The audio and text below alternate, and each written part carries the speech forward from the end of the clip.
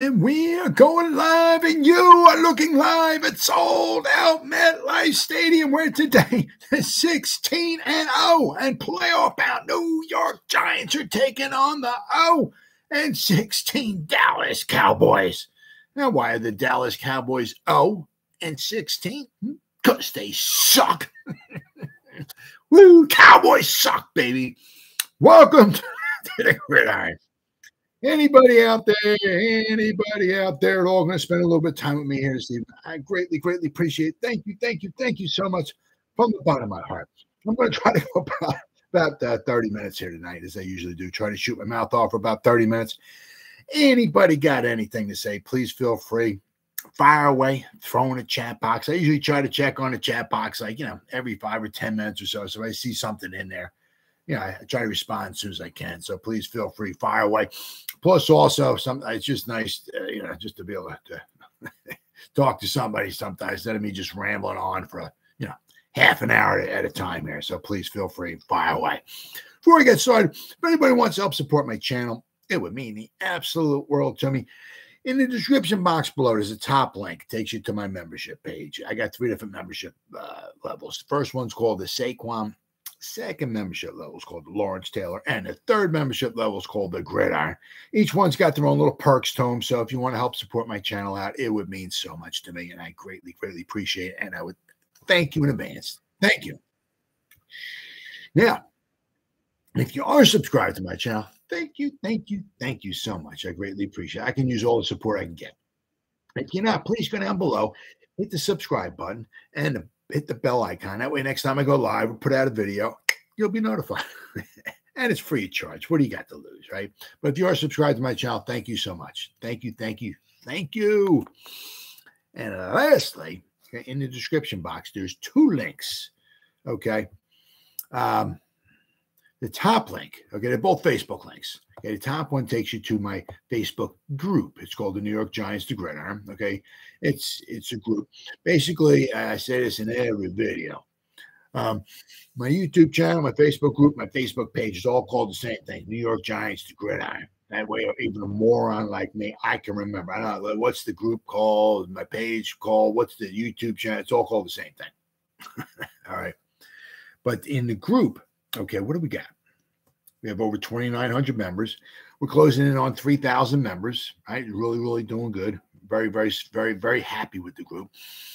I try to put up to 10 things a day in here. Sometimes it's a little difficult in the off season to come up with 10 different days. Whether I put videos in there, pictures, posts, or something making fun of the Eagles or Cowboys or whatever, I try to get 10 things in there every day if I can. But not only do I put stuff in there, but if you become a member, members post stuff in here as well, too. So we got a ton of New York Giants information. It's 7 days a week, okay, every day. Once I get off my video here, that's what I do. I spend the next hour or two putting stuff in the page and in the group. So speaking of the page, right, the second link, Facebook link in the description box takes you to my Facebook page, okay? It's called the New York Giants, the Gridiron, all right, but it's the page. I'm the administrator, so I'm the only one who posts anything in there, okay? But right now we have over 1,000 people who like it. We have over 4,400 people who are following it, all right? So that's fantastic. Really doing fantastic, right? I said it's the same thing, okay? I try to get the 10 things or so a day in here, whether it's just a video or it's posts. I got some highlights here of the Giants' 1981 divisional playoff game against the 49ers, which they lost 38-24. It was a tough victory. Turnovers, missed opportunities. I got a picture right here of Scott Bruner overthrowing Leon Bright, who's wide open, running down to the end zone, overthrown by 3 freaking yards. If you hit him, he runs in, scores a touchdown. Giants moved down in the field goal range, and Joe Danello missed a 20-yard field goal. Hit the left upright, so the Giants missed opportunities, and they had 4 turnovers. That's what hurt them in this game, big time. And, of course, they lost to the 49ers in 1981. The 49ers were the ones that wound up winning the Super Bowl. They beat the Bengals 26-21 in the Detroit Silverdome. Okay, that was the first Joe Montana quarterback. That was the first Super Bowl win ever for the 49ers. So, I mean, Giants had a good season in 1981, but they kind of blew it here in this game. There's all kinds, I said, other stuff over here. You know, a picture here of Homer Jones, picture of Sean Landeta, right? There's something making fun of the Eagles. There's a post here making fun of the Cowboys. There's also a post here, pretty cool post showing you all the different the winners of the division, okay, and how, you know, it looks like there might be a chance, just a chance that there won't be a repeat winner this year, because you figure, I mean, you got to go back to what was it, 2000? What we got? 2003 and 4, whatever it was. Is it like the Giants won? I'm sorry, since we had a repeat, 2003 and 4. Right, the Giants won in 5, the Eagles won in 6, the Cowboys won in 7, the Giants won in 8. But I mean, ever since 2004, there's been hasn't been a repeat in the NFC East. So, and the Eagles won last year, so possibility the Eagles won't win again this year. Let's hope not. Anyway, I freaking hate the Eagles, but there's all kinds of stuff in here, right? All kinds of stuff. But and I don't commingle. So basically, whatever I put in the page, I don't put in the group, and vice versa, right? So it's like, for the most part, it's like totally different stuff. Okay, so if you go to the page and you like it and you follow it, okay, and you go to the group, okay, and you become a member, you get a ton of New York Giants information every day. And like I say in every video, if you're not satisfied, you get your money back, guaranteed. All right, all that stuff said and done, out of the way with. I want to I mean, I seen this Mike Lombardi. I mean, kind of putting out there that you know, the Giants have like a disease of me, because guys are holding out, and we're not holding out. They're like not showing up. You know, 2 guys aren't showing up. Well, actually, it looks like Mike Lombardi and Jordan Renan. Yeah. Warned that the absences of defensive tackle Dexter Lawrence and running back Saquon Barkley in the early days of the team's voluntary, let's underline that word, voluntary. I mean, some guys, they just put stuff out there just to, they gotta get I don't know.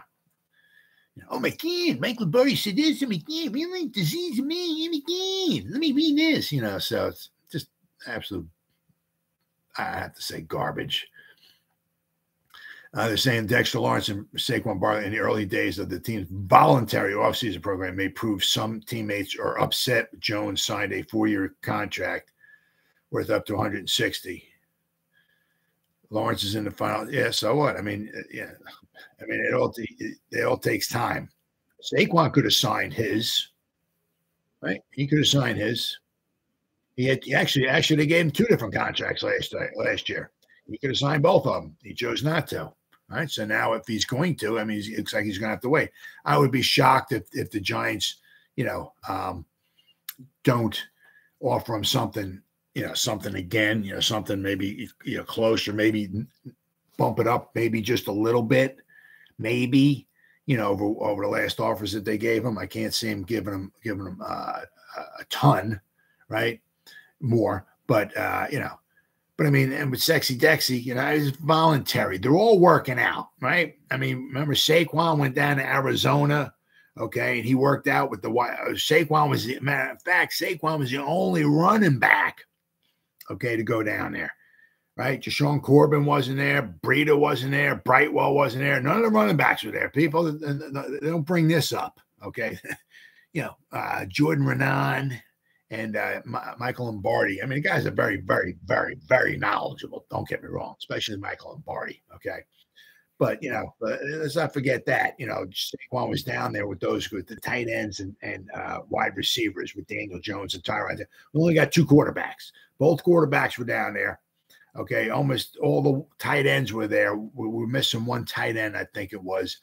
And, we were missing like 2 wide receivers, I think, that weren't down there. So we had, but I mean, Saquon was the only running back to go down to Arizona and catch passes. Okay. Saquon ain't Sexy Dexy and Saquon sitting on the couch watching Netflix eating Cheetos. I can guarantee that. Okay. I mean, let's see. I mean, well, Paul Schwartz is longtime New York Giants beat writer Paul Schwartz of the New York Post is implying that the team could experience locker room issues related to the quarterback Daniel Jones receiving a big contract in March. Well, I mean, they're working on a big contract for Sexy Dexy. Now let's look. That's where are we at here? I got so many freaking. Is that it? Nope, that's not it. There we go. All right. I got 300 tabs open, and I'm just so freaking stupid. I have to try to figure out which one. Of course, we got Aaron Donald leading the way. He's up. He's only making $31.6 million. But then, of course, we had Daron Payne, okay, and Jeffrey Simmons signed their big ones, okay. So now the thing is with those guys signing now, we're going to have to wait and see where Sexy Dexy's in there. Simmons is a freaking beast. That guy is really, really special, okay. We'll have to wait and see where Sexy Dexy winds up going in there, okay. But he's working on a big deal. But Jeffrey Simmons, right, $23.5 million, okay, was his average. All right. Daron Payne was $22.5 million. Jeffrey Simmons is definitely better, a little bit better than Payne. So I'm glad he got more. But I mean, Sexy Dexy is going to be in that area, right? I mean, they're working on a big contract from it. It's, a lot of it's the numbers, right? I mean, the guaranteed numbers, so it's going to take some time. First of all, as I said, they did try to offer Saquon something last year, 2 different deals. He turned them down. Then they had to turn their attention to the most important position in the whole team, which is Daniel Jones. They wanted to get him signed. Okay. They got him signed, and then they could throw the franchise tag on Saquon. Right. But they still have till July 17th to work out a deal with Saquon. Okay. Yeah. They still have time. They still have months, right? Now, also, we got to figure Saquon could show up to the voluntary, okay, off-season program, okay, which is basically a bunch of just lifting weights, okay, lifting weights, all right.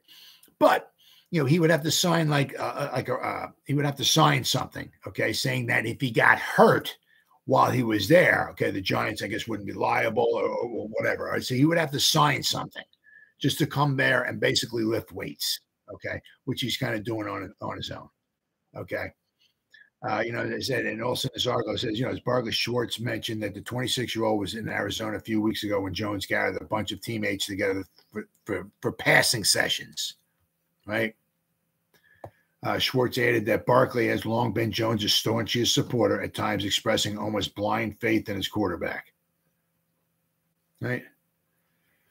Barkley simply may have received some unfortunate advice. He might have, possibly, maybe,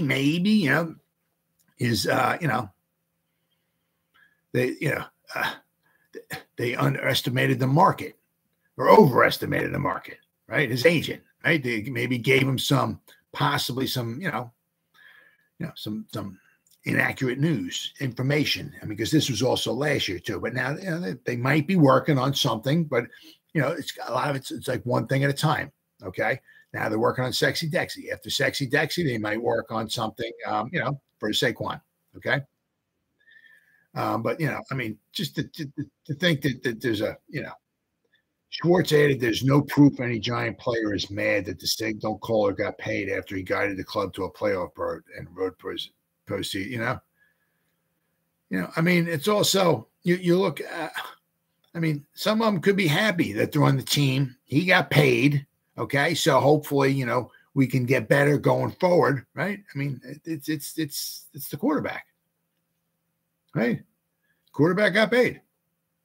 Right now. Hopefully those guys will be next, right? But it's voluntary. I mean, it's not like it's training camp and they're holding out or anything like that, So I as far as any type of disease of me, it's like so early in the season to, voluntary weightlifting. I really don't see where there's any type of disease of me.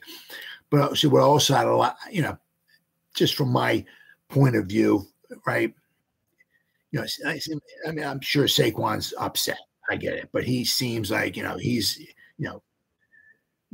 a player, right? He's a team player. Okay, sexy Dexy, right? Seems like he's ready to frickin' rock and roll. Just give me a frickin' contract, a good time contract. Let me sign it. Let's get ready to kick some frickin' ass.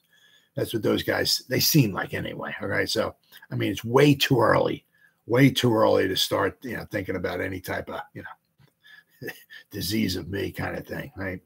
So, I mean, but you also got to remember, we got a little thing called the draft coming up in a couple of days. All right.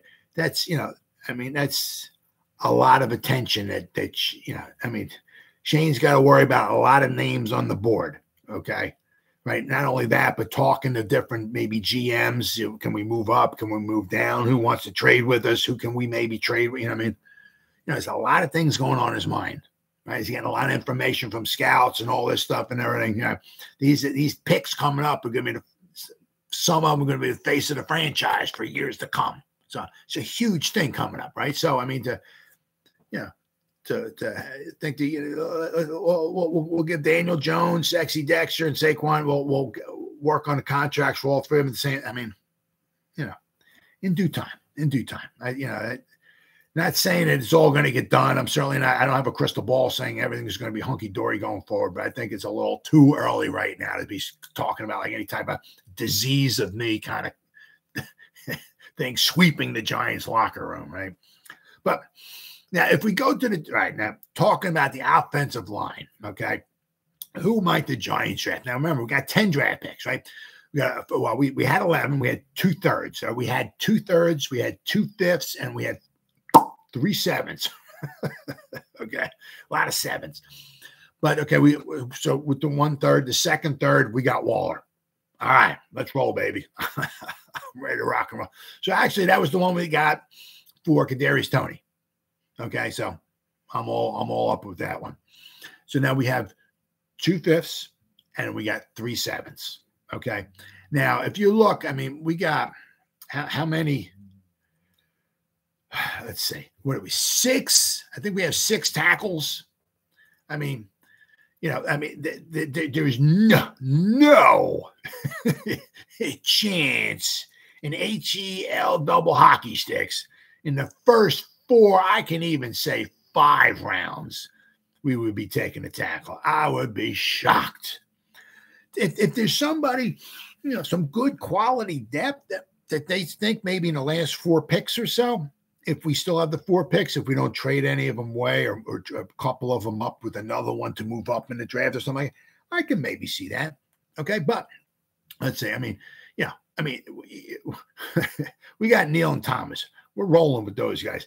The only thing we want is if Evan Neal continues to have a problem with the right tackle. Okay. I think he'll slowly but surely get better. Now, will he ever be like an all-pro Hall of Famer?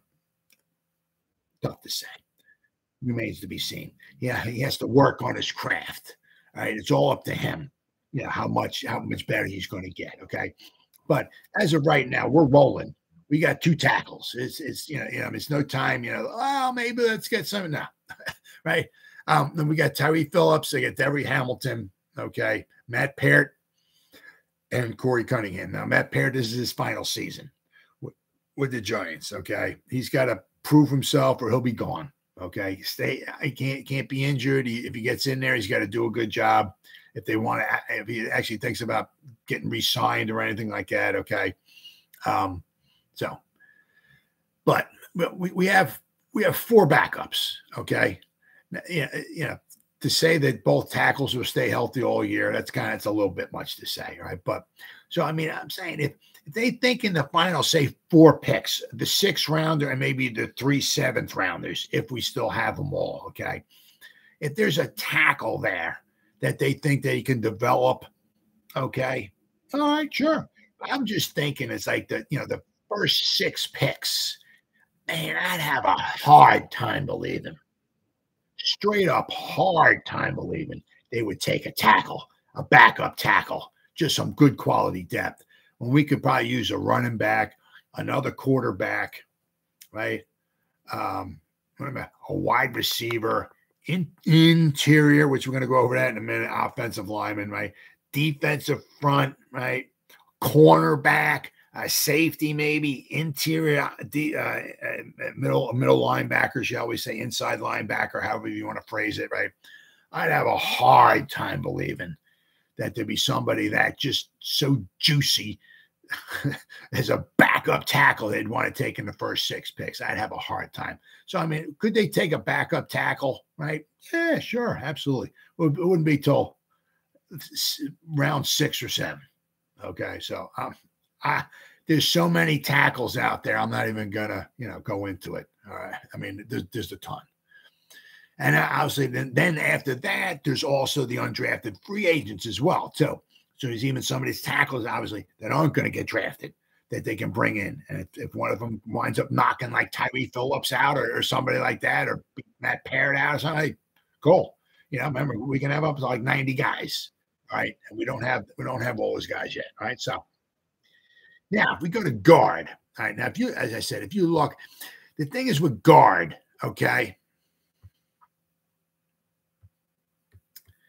We got a ton of guards. Okay. We got like 7 guards. Okay. Now you got to remember this year. Okay. This is going to be we got Glowinski. Okay. Did he do a phenomenal job? He was healthy all year. He did a decent job. There were times he got blown up in the back. He got bull rushed to death. Other times he did decent. Okay. Kind of a mixed bag. He did decent. Okay. We're paying him a nice amount of money this year. Okay. I think the Giants are going to want to try to at least roll with him this year. Okay. There, unless McKeithen comes in there, he's healthy and he beats him or something like cool. Great. But I think we're rolling with Glowinski. Okay. As I said, unless one of these backups. Okay. I mean, as I said, we got a ton of them. I mean, I got Wyatt Davis, Solomon Kinley, Marcus McKeithen, Jack Anderson, and Shane Lemieux, if he can ever stay healthy. If one of those guys beats out Glowinski, cool. This year is going to be, let's hope, knock on wood, Joshua Zudu can stay healthy. Because when you're drafted, okay, in the 3rd round and you're a guard, you got some, you're not a guard being drafted in the 3rd round. There'll probably be some good backup. No, you're in the 3rd round, okay. They're kind of hoping that you might turn into the starter, okay. So if he can stay healthy, let's hope he comes back healthy. All right. This is going to be,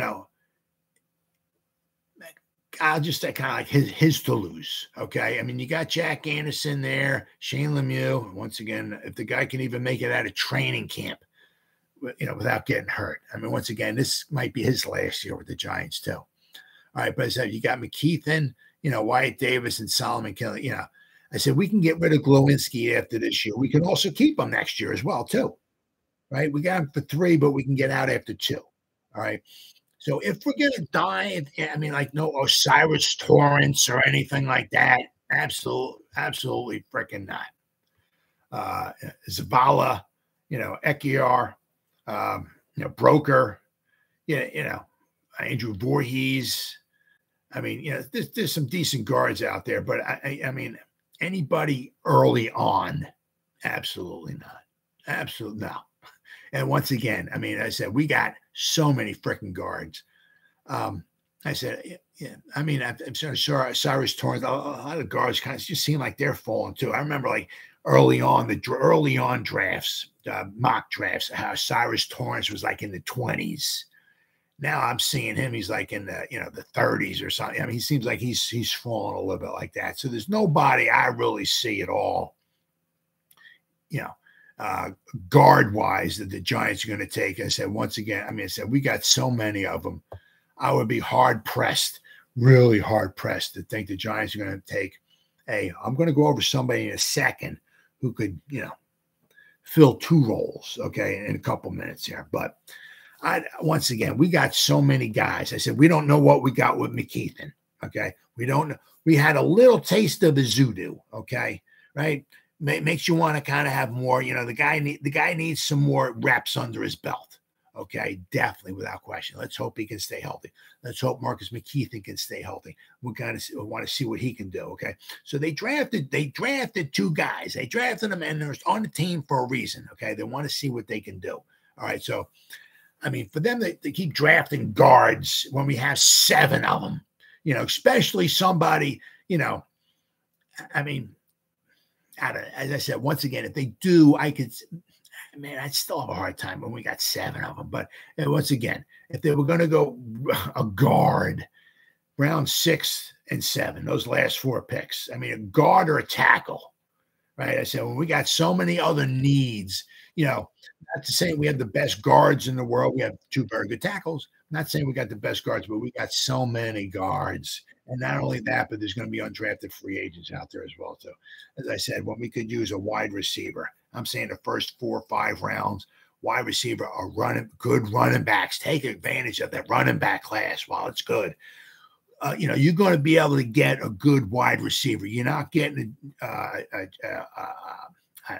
Waddle, a Chase. You're not getting right. There's no Randy Moss out, none of that. But you're going to get somebody you can get somebody maybe in the 3rd round or 4th round who can be productive. Okay, so you got to get a wide receiver. You got a good running back class. Get a running back. Okay, got to get a cornerback. Let's hope and pray. Well, maybe that I said there might be a developmental quarterback that gets their fancy. Okay, I said let's hope and pray they go after a center, okay, which I'm going to go over in a minute here, okay? So there's some definite needs that they really need, a backup guard or a backup tackle is not high on the priority list. So once again, there's a lot of guards, there's a lot of tackles, but to get them in the first, I would even say 5 rounds, I wouldn't even think about it. Absolutely wouldn't think about it. What we would think about, okay, would be it's center. What we got, Terrence? I read something that Barkley said it's April. The team, coaches, front office know my work ethic and know man, there's things there's death, there's taxes. The sun's going to come up in the morning and say, you freaking think Saquon Barkley or even Sexy Dexy sitting home freaking watching Netflix, eating freaking Cheetos? You got to be freaking kidding me. Absolutely not. Absolutely not. You got to be freaking kidding me. No way. Barkley's not missing this season. If he has to sign the tag, I'm sure he won't be happy, but he's got to bet on himself. And it might be good. He might have a pissed off Saquon Barkley. All right. Give me one of them, baby. Right? Let's hope he can stay healthy. But yeah, Sexy Dexy, he's playing. He's going to play. Right? So, and I've seen, I don't know if you've seen the videos where they were outside, looked like they were in the rain on like a gravel driveway or something like that. Leonard Williams and Sexy Dexy, they were like pulling sleds, but they had these long ropes or whatever, they pulling them back, and the sleds were a slide at like, I don't know, 4 or 5, maybe 45-pound plates on there or something like that. Oh yeah. Oh yeah. And once again, it's voluntary. The thing is that if things start rolling around, Saquon has to sign the tag. He hasn't even signed it. So as far as he's really not even allowed in the building at all or anything, right? If Sexy Dexy, if it's mandatory, right, and he's not there, well, then he can maybe get fined or something like that. Then maybe we might start having some stories or something. But right now, he's just staying away. It's just voluntary. It's not the end of the world. It's just April, right? We haven't even gotten to the draft yet. Okay, once the draft's over, so it's what you said. It's the same thing probably with Sexy Dexy. He's out there busting his butt too. The man wants to get paid, right? So I ain't worried about that at all. I ain't worried about, if it was maybe some other guys or something like that. But it just seems like some of these guys, like Andrew Thomas, Saquon, Dexter Lawrence, right? I'm impressed with Evan Neal. not the way, he had a rough season, but just the way he holds himself, his demeanor and all. Just seeing these guys just seem like they're just, straight up serious and all and everything. It sounds like the culture that they're trying to bring in certain guys, right? So if this was maybe, I don't know, 10, 15, 20 years ago, they maybe just kind of draft guys and bring guys in and all, some of the guys might be a little bad apple here, a little bad apple there, whatever. But I mean, it seems like they're just trying to do their best to bring in quality guys, you also saw, a lot of the guys that they drafted last year were team captains, a team captain, right? So I'm not worried about none of that stuff, especially right now. But with the centers, okay, there's, there's even if you want,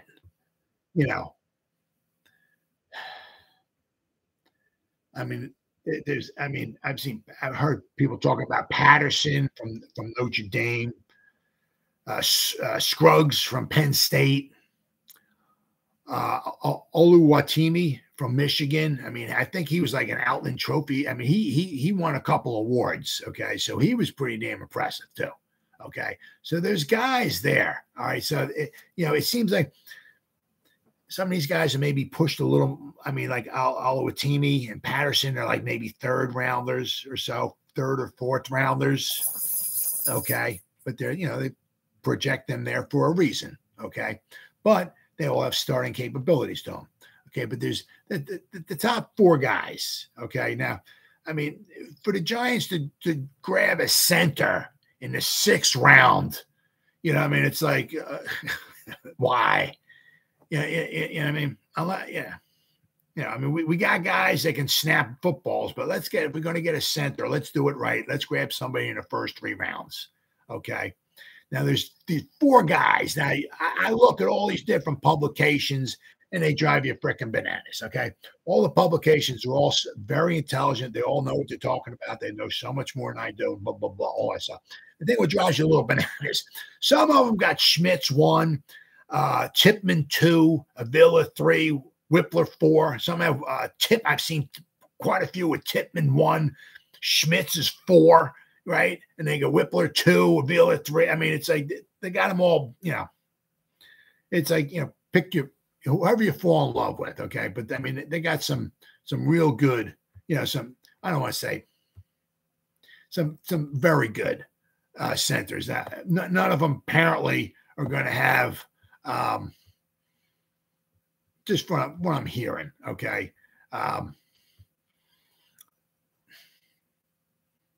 Nothing super duper. Like there's certain guys certain centers that come out and they really, really ranked high.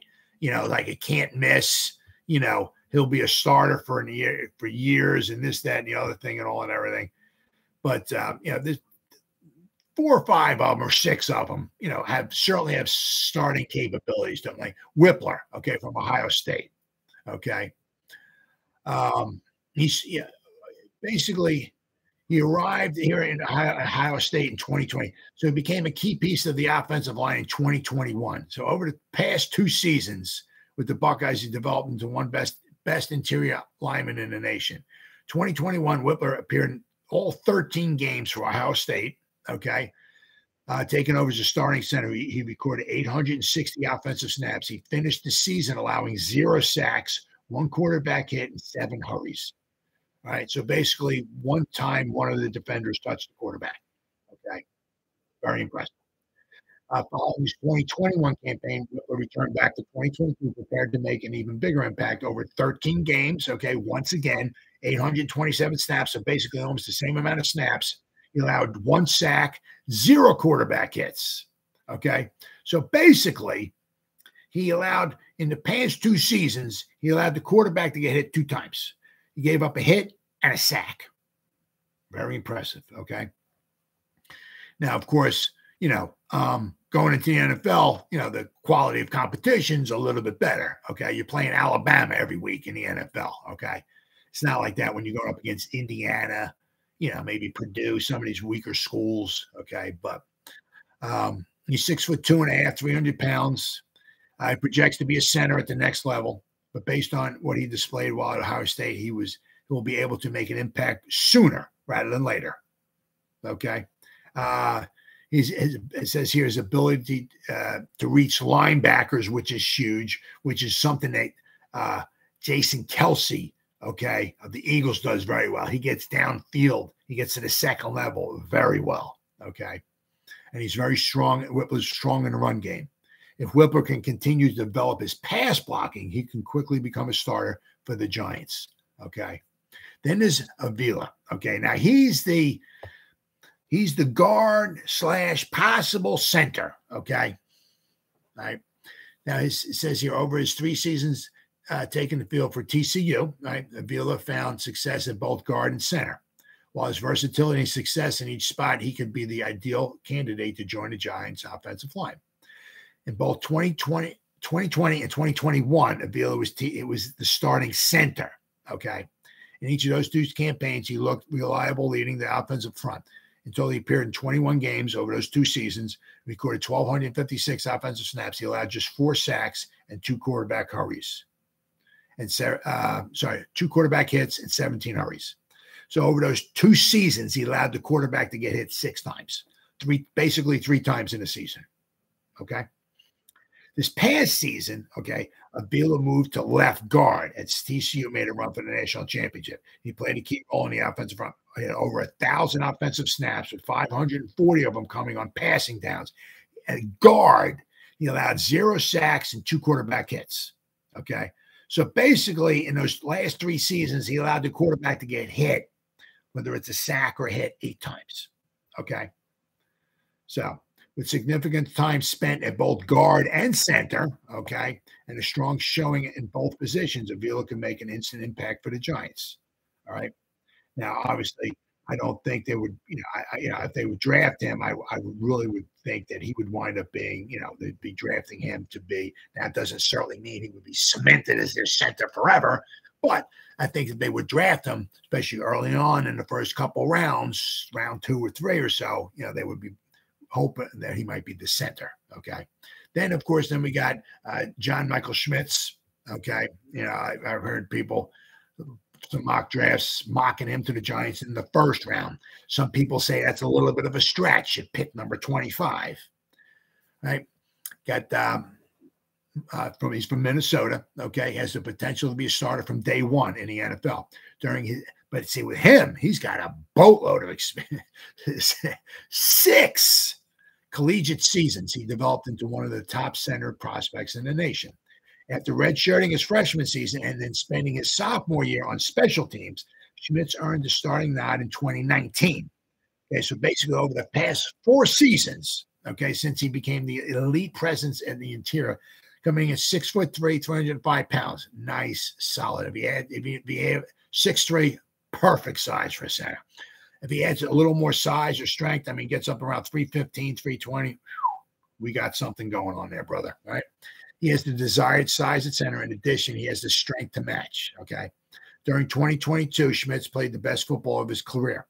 While being on the field for 767 total offensive snaps, he posted a PFF grade of 92.3, which made him the highest graded center. In total, Schmitz allowed just 2 sacks, 1 quarterback hit, and 5 hurries on the season, okay? So let's also not forget, he's from Minnesota, okay? He's not from Alabama, okay? So he's got him playing, it's not an Alabama front offensive line where you got a 1st rounder here, another 1st rounder, 1st round center, 1st round, you got somebody getting drafted at center, and you got maybe one other guy maybe get drafted in the 5th round or something like that. So you don't have much going on there as far as the offensive front. You probably don't got much going on the offense. You know what I mean? It's kind of like Daniel Jones playing quarterback at Duke. You don't got, you don't have Randy Moss and Jerry Rice running routes for Duke, okay, at the collegiate level, okay? So let's keep that in mind too, okay? Schmitz has proven to thrive in the ground game. With how the Giants offense operates, he could thrive in their system. Given that he can adjust to the speed of the NFL game, he has all the skills necessary to become a strong, talented center. That said, now his, benefit is his experience, lots of experience. Okay. Now the last guy here, okay, is Tippmann. Okay, now you're coming from you're coming from freaking Wisconsin. They're running the ball there, baby. Okay, you're talking, that's a freaking factory right there. You can death taxes in Wisconsin running. I mean, a good running game, running back, gaining yards. I mean, you can take that to the house. Okay, so we got a good offensive lineman coming from a real good system. Okay. Now, I said I've seen Schmitz number one. I've never seen Avila number one, I don't think, but I've seen Tippmann as the highest rated center on quite a few boards as well. Okay. When looking at the interior prospects in this draft class, there is arguably no better prospect than Wisconsin's Joe Tippmann. While at Wisconsin, Tippmann quickly developed into arguably the best center out there. In a Badgers offense that relied on their run game, he was the key to their success. In 2021, his first now Schmitz has 6, but it wasn't all 6 seasons playing, okay? But Tippmann only has basically 2 seasons at center, okay? 2021 was his first season starting for Wisconsin, okay? Tippmann took the field in 12 total games, played 687 offensive snaps. He allowed just 2 quarterback hits and no sacks, okay? No sacks in his first season. Right, 2022, he put together a similar campaign. Over 758 offensive snaps. He allowed 2 quarterback hits and 1 sack. Very impressive. Now, his thing, okay, which makes it a little odd, he's 6'6", something you might find more, toward the outside, right? Guard, tackle kind of thing. For a center be 6'6", that's tough. That's tough, okay? We got 6'6", 313 pounds. They got him here. Tippmann has elite size on the interior. Along with his size, he has a motor that allows him to make an impact all over the field. In the Giants' offense that is headlined by Saquon, Tippmann could allow for even more opportunities on the ground. With his ability to make space, the run game could see even more success. Heading into the NFL, Tippmann could also bring versatility to the Giants' offensive front. While he held down center duties at Wisconsin, many believe that he can also make the move to guard. Okay? So, I mean, at 6 foot, that's tall. You don't really usually hear centers being that tall. Okay? That's a little on the difficult side. But, if the Giants, the first 3 rounds, if they're going to go, latest might be round 4. As I said, there's Patterson. There's a couple other guys, too, as well. But once you get past like the first tops 6 or 7 or so centers, then you get some guys later, looking at 5th round. And it certainly doesn't mean that you can't get a center, to be a productive center if you draft somebody in the 5th round or so. That doesn't mean that. Absolutely not. You can, but you're getting somebody who has played the position. Okay, as I said, does it mean they're going to be a bust in the NFL? No, absolutely not. No, you could, take the first 4 rounds, right? If as I say, get a wide receiver, get a cornerback, right? Maybe get a running back, get a defensive lineman or an edge rusher or something like that. Build it, get some good depth or whatever. Add some more pieces to the puzzle there. And I said they want, maybe in the 5th round, get a center, but I would really, really like to see him. The thing is, it's like, what I keep hearing is that, at 25, it's a little bit of a reach to take any of these centers. The problem is that, at 57, couple of them might be gone. Like if they like Schmitz, if they don't take him at 25, how far is he going to fall back? Is he going to hit 40? Is he going to hit 45? Or Tippmann, same thing with him. Is he going to make it to 40? That might be where, maybe Shane's on the phone with some guys, some GMs and stuff like that. Hey, we got pick 57. If we move up to number 38, what you going to want, right? We got pick 57. If we want to move up to pick 40, what are you going to want? Yeah, he's on the phone writing his stuff down and taking numbers and all that stuff and everything. So, if they go cornerback in the 1st round, like if Banks is there or somebody like that, because we can use a cornerback, because after the season's over with, if Adoree Jackson is bye-bye, we're going to need we got cornerbacks, right? I could be a cornerback. They can put a helmet on me, give me shoulder pads, give me a number, and I can go out on. I can be a cornerback. I ain't going to be no good. Not saying the guys we got ain't no good, but we ain't got no shutdown corner. Adoree Jackson's not a shutdown corner, but we ain't got no number one corner, especially if Adoree Jackson is gone. We need a cornerback, okay? If we can use a cornerback this year, we can also use another one next year, okay? So if we're going to take just saying, a cornerback in the first round, maybe pencil that second round in for a center. I mean, if worst comes to worst, third round, okay? It just depends upon how far some of these guys fall. But I keep hearing a lot of that, grabbing one of these centers at 25 might be a bit of a reach, especially if there's a really good quality cornerback there. Because you got to remember, cornerbacks, that's a tough. I'm not saying center's easy either. Cornerback, tough position. And when you got some really good cornerbacks there, you want to take advantage of that. And if they double dip, take a cornerback in the first round and grab another one in, say, the fifth round or something like that, I'm all for it. I mean, we need some good cornerbacks. Okay, so I said, I would be shocked if they took a backup guard or a backup tackle in the first 5 rounds. Shocked. Okay, we don't need any starters. Okay, a tackle or guards. Okay, we ain't gonna need one after the season's over with. All this dust settles and everything as far as guards. If Glowinski is gone, then we'll see where we're at.